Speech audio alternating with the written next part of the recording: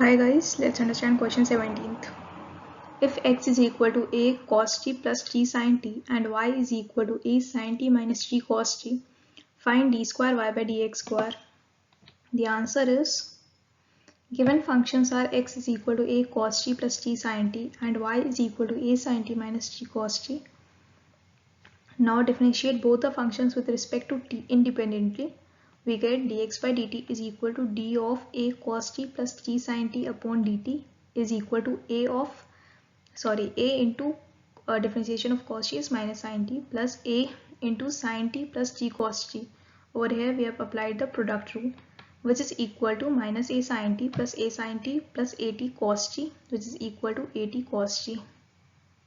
Similarly, dy by dt is equal to d of a sin t minus t cos t upon dt, which is equal to a cos t minus a into cos t plus t sin t,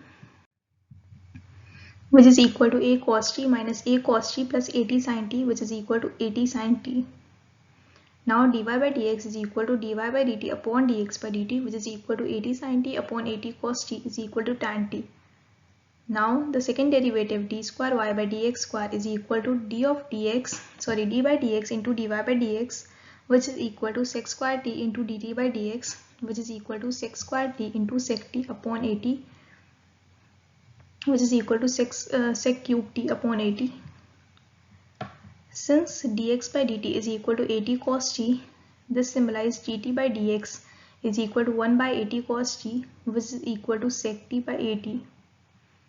Therefore, d square y by dx square is equal to sec cube t divided by at.